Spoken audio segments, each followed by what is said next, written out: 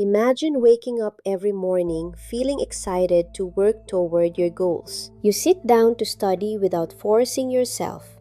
You exercise because you genuinely want to. You finish important tasks without constantly checking your phone. Now imagine someone else. They know exactly what they should do, but instead, they spend hours scrolling through social media and putting off important work. What's the difference between these two people? Many would say it's discipline. Others would say it's motivation. But neuroscience suggests there's another important piece of the puzzle. A tiny chemical messenger inside your brain called dopamine. For years, dopamine has been called the pleasure chemical, but that's only part of the story. In reality, dopamine plays a much bigger role. It influences what captures your attention and what motivates you to act. It influences how you learn from experience and why some habits become almost impossible to break. Understanding dopamine won't magically solve every problem, but it can help you understand why your brain behaves the way it does. So, what exactly is dopamine? Dopamine is a neurotransmitter, a chemical messenger. It helps nerve cells communicate. Your brain contains billions of neurons constantly sending signals. Contrary to what many believe, dopamine is not simply pleasure. It's linked to motivation, learning, and anticipation. Think of dopamine as your brain's way of saying, "This seems important. Pay attention. It might be worth your effort." For example, imagine you're solving a difficult puzzle. You don't know the answer yet. You're curious. Then, suddenly, you solve it. That satisfaction isn't caused by dopamine alone. It kept you engaged during the pursuit. In other words, dopamine often drives the pursuit of rewards more than the enjoyment of the rewards themselves. Imagine your brain as the world's most advanced prediction machine. It's asking questions every day. What should I pay attention to? Which actions are worth repeating? What helped me succeed before? When something important happens, learning a skill or achieving a goal, dopamine strengthens the brain's memory. This is one reason children learn so quickly through exploration and curiosity. Their brains form connections between actions and outcomes. The same process continues throughout adulthood.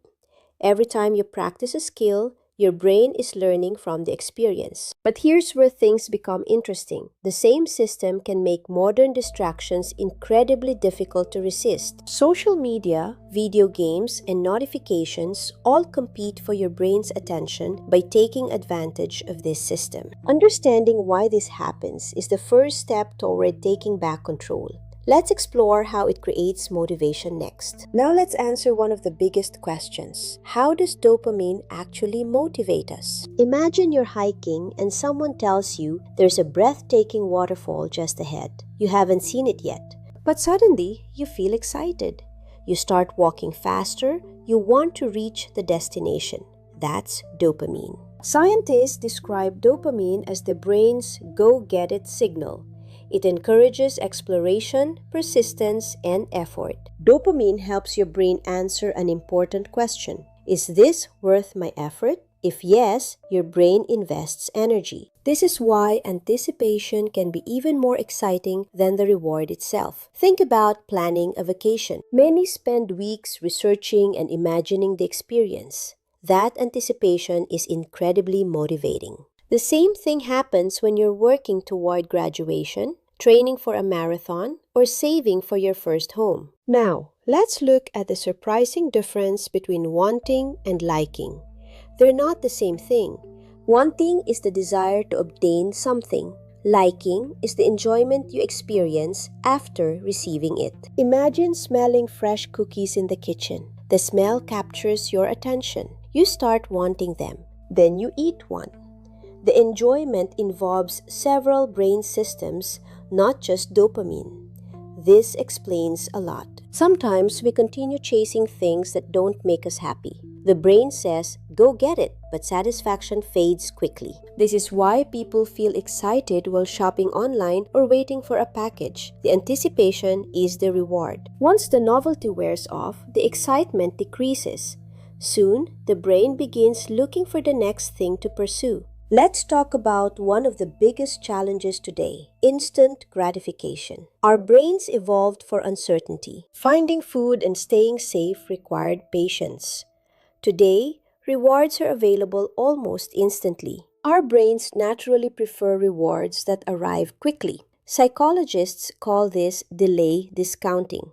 It means we value a smaller reward now more than a larger reward later. $20 today or $30 next week. Many pick today. Studying improves your career years from now. Exercise improves health over months. These rewards are delayed. But scrolling social media provides entertainment in seconds. Sugar produces immediate pleasure. It's easy. Your brain isn't trying to sabotage you. It's responding to what's immediate and predictable. Understanding this is key. Think about how often you check your smartphone. Sometimes you don't even realize you're reaching for it. Social media uses variable rewards. You never know what you'll find. This unpredictability keeps your brain engaged. Recognizing this pattern allows you to make more intentional choices about how you use technology every day. Finally, if I know something is important, why do I put it off? Procrastination isn't laziness. It's your brain choosing the easier option. Your brain predicts effort for a report, but quick fun on your phone. The longer you delay, the more stressful it becomes. Ironically, that stress makes procrastination even more tempting. Breaking the cycle starts with making the first step tiny. Write one paragraph. Study for 5 minutes. Create momentum. Let's imagine two students, Maya and Ethan. Both have an exam in 1 week. They have different approaches. Maya places her phone in another room and studies for 25 minutes before taking a short break. She repeats this. Each session gives her a sense of progress. Her brain starts associating studying with achievement. Ethan has the same goal, but his phone buzzes constantly. A 5-minute break turns into an hour. He feels guilty. The difference isn't intelligence. Maya created an environment where long-term goals were easier to pursue.